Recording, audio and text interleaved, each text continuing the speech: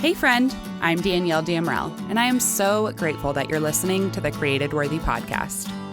This show is all about honoring the life stories of women from different ages, beliefs, backgrounds, and experiences. Everyone's got a story, and instead of getting stuck in the trap of unworthiness, this is a safe place for stories to be shared. On this show, we chat about the transformative power of creative processing too, and how we can utilize our God-given creativity with intention to heal, grow, find joy, create simplicity in the midst of our chaotic lives. So pull up a seat at our table because we are all created worthy.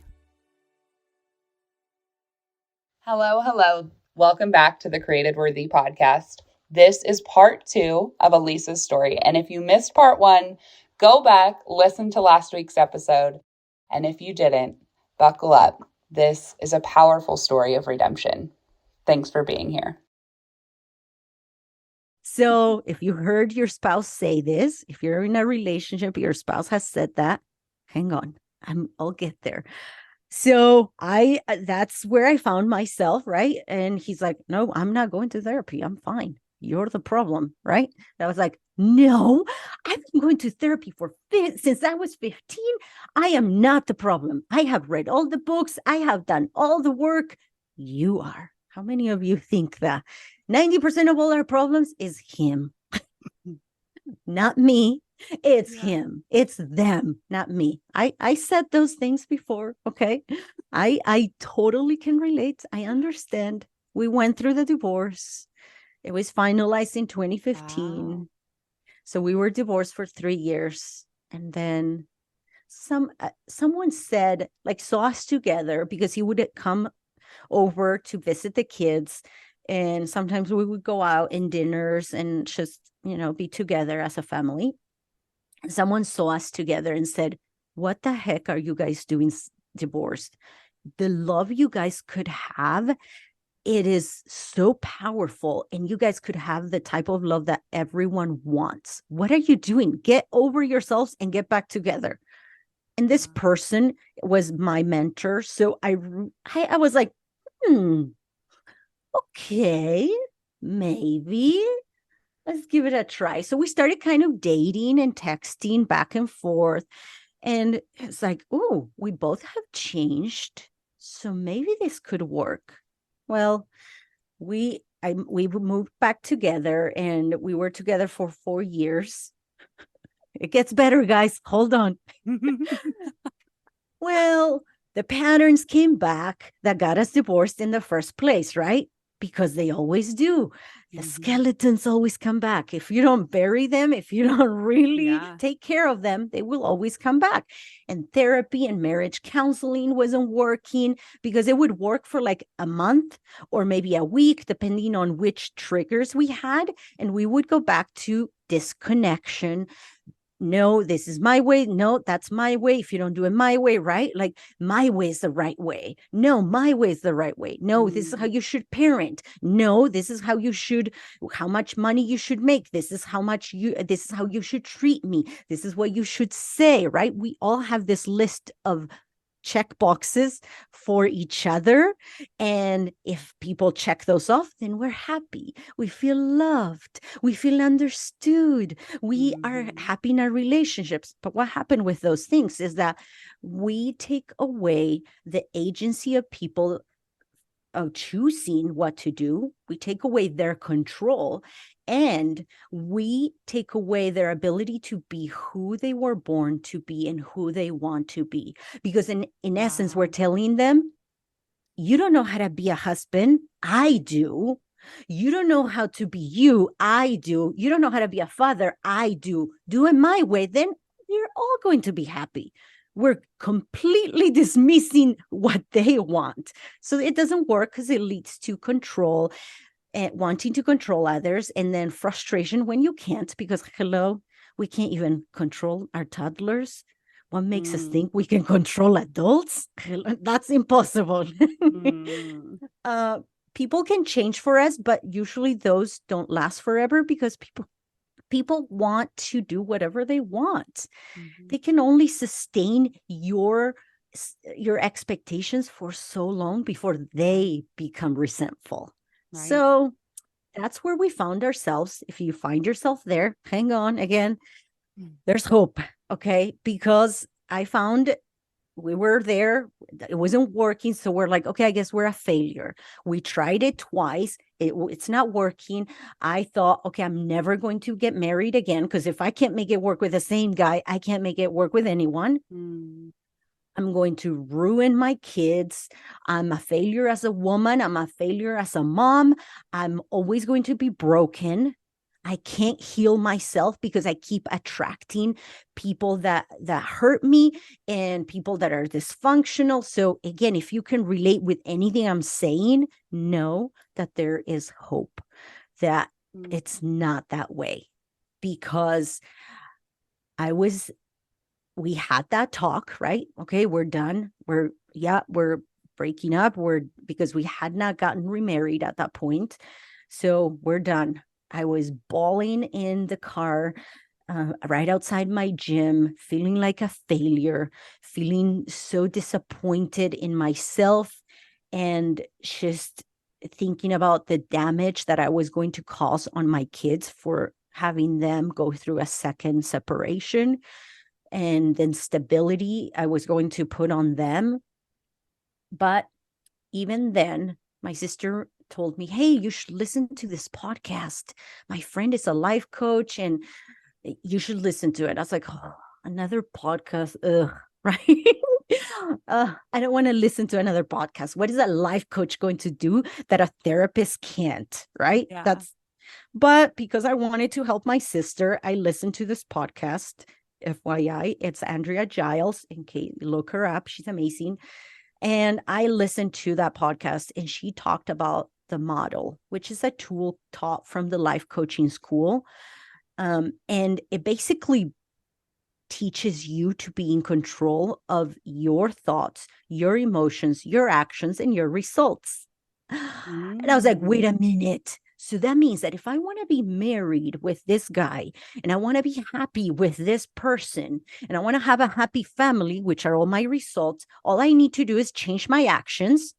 Okay, how do I change my actions? I have to change my feelings, because feelings dictate your actions, right? What you feel in your body moves your body or keeps you stuck or inactive, right? So I'm like, okay, so that means I have to change my feelings. Okay, and how do I change my feelings? Well, I need to change my thoughts, because everything starts with your thoughts. How was the internet created? With an idea. And hello, now we have iPhones. We have the internet on the palm of our hands, okay? But it was because someone had an idea, felt, oh my gosh, this is amazing. Let's work on it, acted on it, and eventually got the results after who knows how many failures, right? Yes. But that's all it is. It broke it down in such a way that I was like, oh my gosh, so I don't need to be waiting or trying to control my husband so then I can be happy. I can have a happy marriage without waiting for him or making him go to therapy. So here comes the part where I told you guys, wait for it, because yes, it only takes one person to save the relationship. You only need one adult in the room. That's it. That's it. Okay. And proof, because 2 months later. Is that if you have two willing parties, though, right? Yes, of course, there needs to be the willingness of the other person, but you have more power than you think. We influence people more than we think. So, and it goes to show you there's a study that was done called the Pygmalion effect, and you can look it up. You can look at on YouTube, the Pygmalion effect. Amazing, because it was a study done on children where kids were given a test, and then the ones that rated the highest were told, they picked the teachers and told the teachers, hey, this kid's rated really high and they're going to be really smart kids. They're very good. Okay, so their rating is awesome. So just so you know. So what happened was that these teachers were giving were acting different, felt different towards those kids. They gave them more opportunities, therefore creating a different environment. So when they were tested the next year, yes, they improved. But guess what? The test was made up. It was a lie. They didn't test them on anything. It was just like a random test. It was all made up. The kids were picked randomly. So really, they were not special.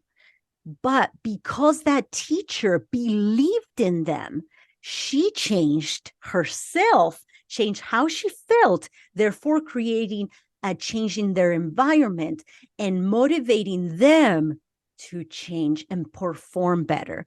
This is what I teach to my clients. You change from the inside.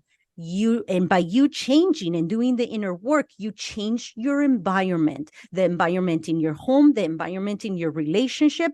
So then it becomes a flourishing, no, what's the word? Like the ground is more fertile for people, for the other people around you to want to grow into that person that you've been wanting them to be forever.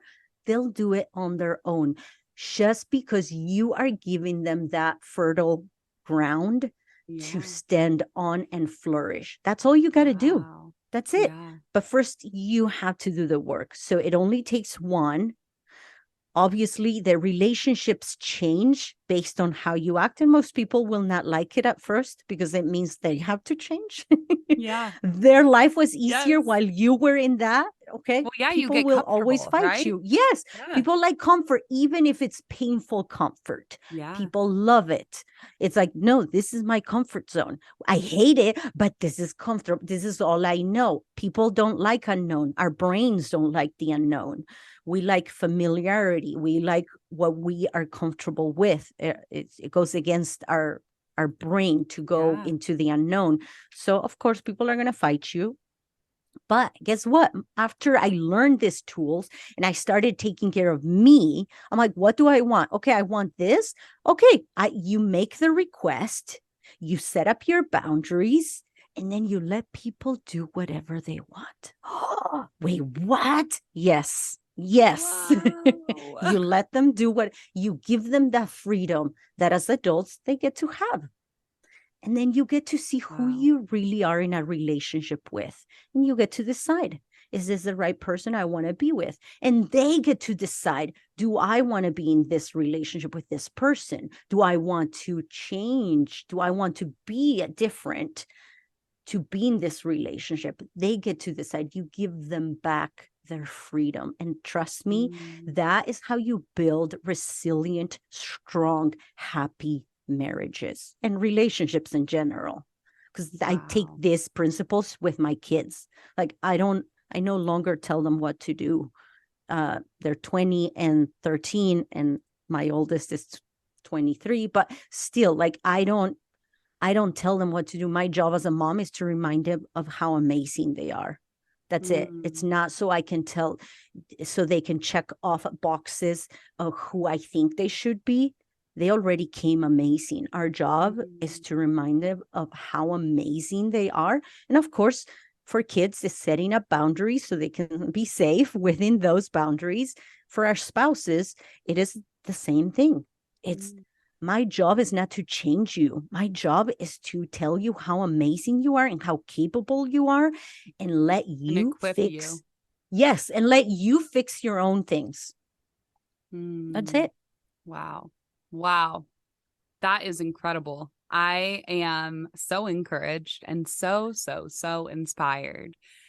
Your story is truly just, honestly, for me, it's a God thing. Because I'm like, this is exactly what I needed to hear, even in my marriage.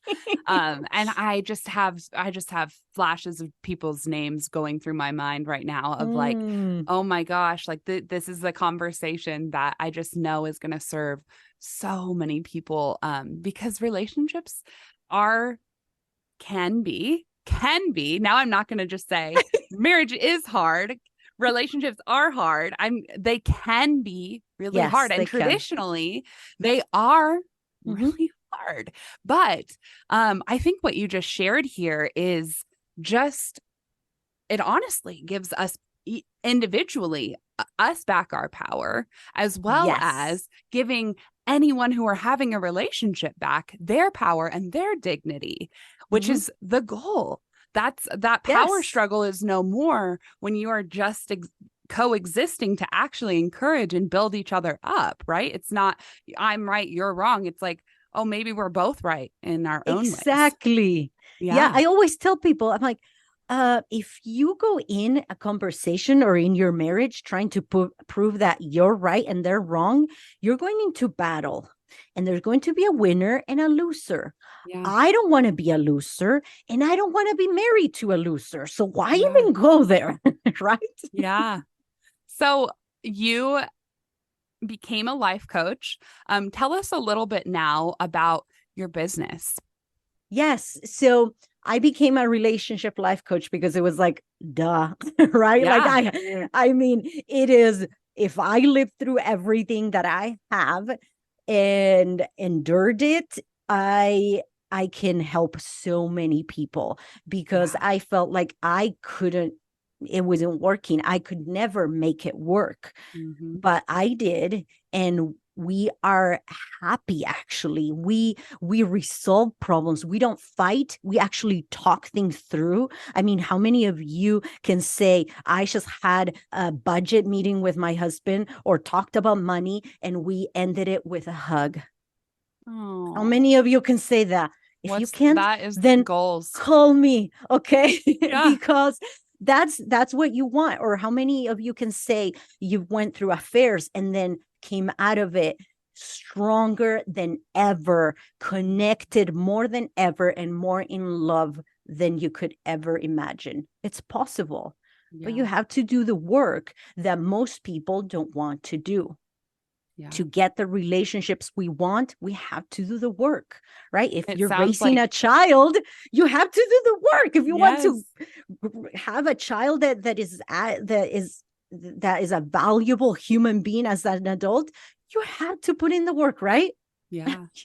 And it It's the sounds same like with any relationship. a core part of what you do is really getting people to take, sometimes it's called radical responsibility, right? Yes. Like you can't Yes. take responsibility for someone else's actions, and you can't force someone else to take responsibility for their actions. That's not actually going to help anyone in this situation. What No. will help is for you to take responsibility of your own actions. And I'm sure that part of this inner healing and all of that is owning it, right? Like owning Mhm. that in the past, I've done this wrong.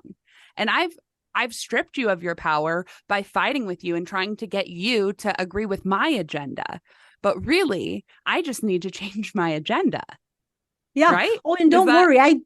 Yeah, I do that to my husband. Even the other day, I was like, oh my gosh, I gave him my manual, my checkbox. And then I was like, oh, shoot. Okay. But remember, that is just my opinion. Okay, honey, I believe in you. You can do whatever you want because I trust Mm, you. So guess what?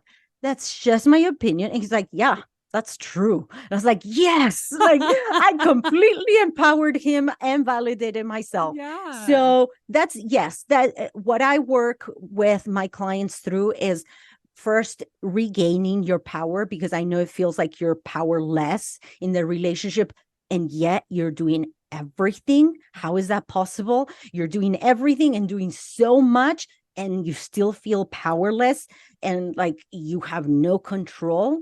Okay, Mm, I get it. Like I help women gain their power back the way it really is meant to be, by doing the inner work and giving yourself that power, because it all comes within. So we do inner child healing, and I recently added breath work because I know how hard it is to try to get the body in on board with the mind. Sometimes some of us have trauma responses that no matter how many affirmations, how many sessions of therapy we do, no matter how much we talk about the problem, it will our body kicks in before we even have a chance. So I incorporated breath work because it is so powerful. It is said that it is 20 years of therapy in just one session. It is immediate and results that you can't deny. Like you feel it immediately. So I incorporated that to help my clients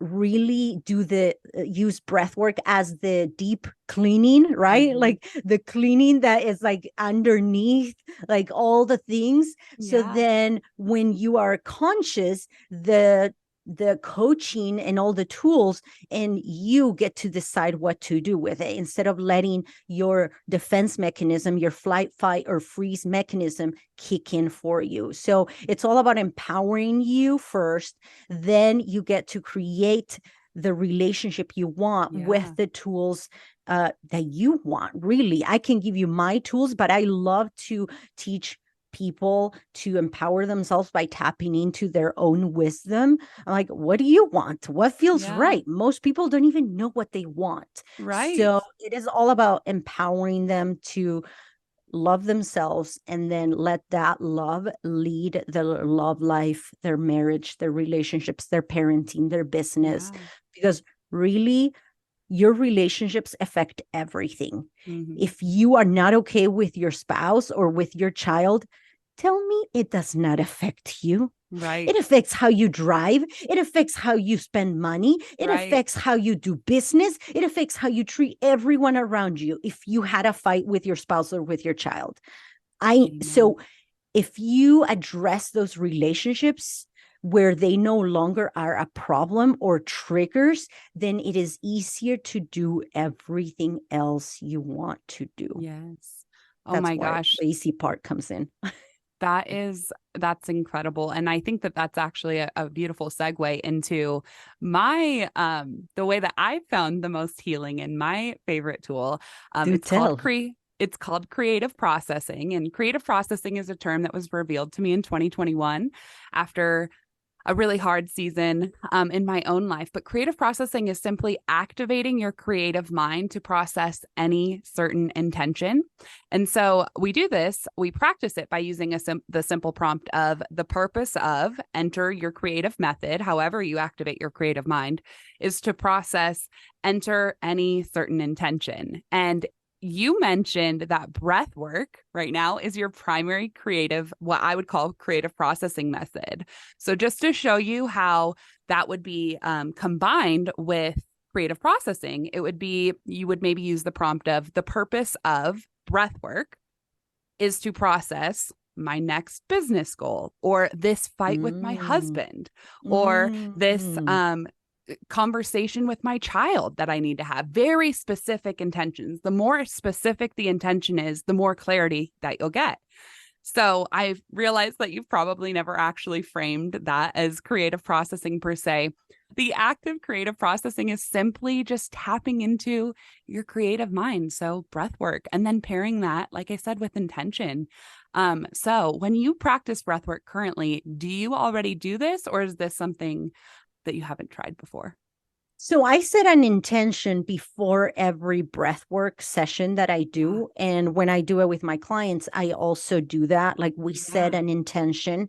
I do have an intention for each breathwork session, but it really doesn't matter. But yeah, like it's good to have that intention setting for what you want to release and for what you want to welcome and replace whatever And you let go receive. of. Yes. And receive. Yeah. So Yes. yeah, it's a I little love bit, that. I understand it. It combines. Yes. That's what I think I love about creative processing is it's not like to take over other tools. It's just a way to combine and to frame what you're doing as creative. That's a big part of why this is called created worthy. Part of it is created, like we are innately created worthy. But the other part of it is the root word of creativity. Creativity is such a core part of who we are, whether we see ourselves as creative or not. Everything within us, within any one of us, is creative. I think we were created by a creative God.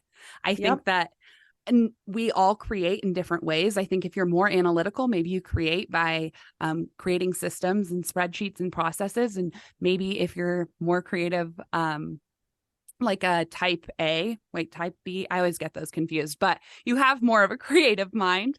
Maybe you create in journaling or in drawing or painting or cleaning. I think that there's a lot of different ways that we activate our creative mind. And that's where creative processing is different than like just journaling or something like that. Is the word or the creative method can be anything that activates your creativity. So for some people, that's taking a walk on the beach and being able to be like, whew, okay, this walk on the beach, I'm going to just set an intention for this walk so that by the end of it, I have peace, I have clarity, I have whatever I was seeking. It's a tangible result simply by giving yourself something to slow down and think about. And then you can go back to it in however you're creating.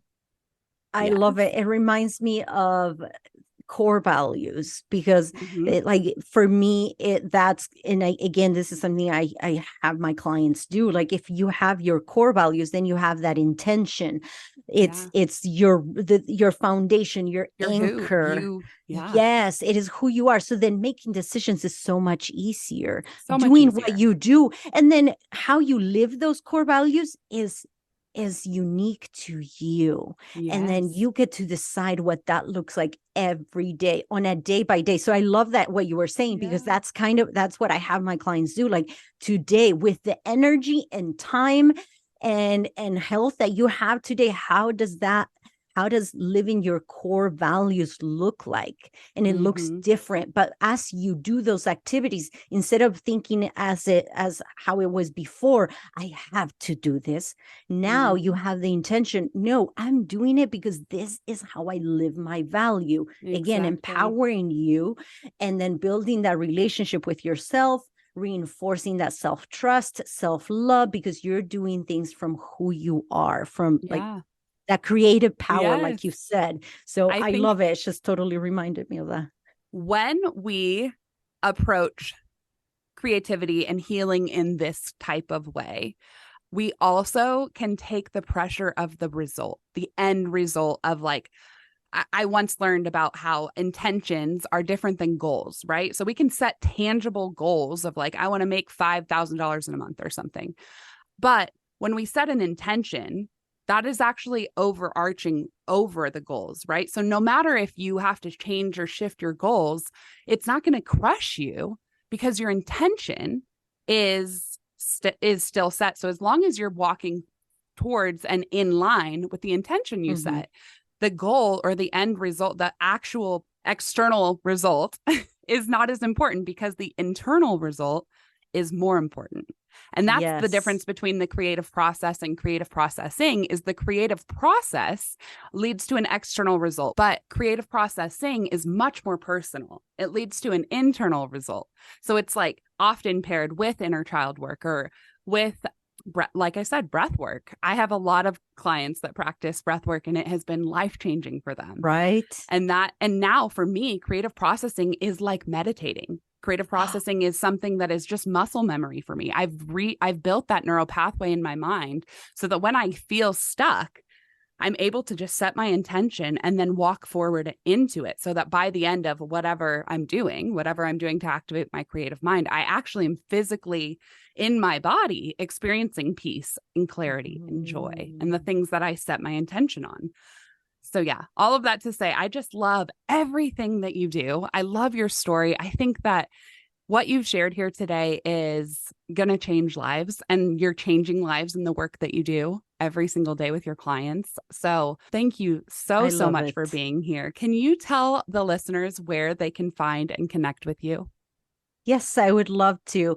The best way to reach me and learn more about me and get to listen to my podcast and see my adoption story and hear my adoption story and reunion with my son and all that goodie. You can check me out on Instagram at Elisa Fucci Coaching, ELISA FUCCI Coaching. And you can click the link in there. It'll take you to my link tree where you can check out my next breathwork session, which is coming up. I do one every month that you can attend, and they're virtual. You can get a free consultation. You can download my free guided meditation. Yes. You can just check out all the links there. Yes. And we will also have those links in the show notes. Elisa, thank you so much. And I think I'm saying your name wrong. Elisa. It's okay. I've been Elisa. here 27 years. You were pretty close, so I'll take it. It sounded beautiful when you said it. So I'm like, oh, maybe I'll go by Elisa. I love it. Yeah, you made it sound beautiful. I'm sorry. So I had a okay. last name that nobody could pronounce for a long time. And so thank you for your grace and for not just constantly correcting me, but I want to get your name right. So Elisa. Oh my gosh. Now I'm not even doing it. It's okay. Elisa. Really, you say it so beautiful. I wouldn't mind changing it. It's spelled the same way. It's so just sweet. Because I speak Spanish, I pronounce it differently. So it's okay. I like it, Elisa. Well, Elisa, I am so grateful to have spent some time with you here today and for your courage and your vulnerability to share your story. Your spirit is truly glowing. Your voice, and I can't wait for people to see your beautiful face on the YouTube channel. What you are doing, your work matters. The wisdom that you have bestowed on me today and on our listeners is going to change lives. And I just want to encourage you to keep shining and keep loving and keep showing people how to love each other well. You, my friend, are created worthy.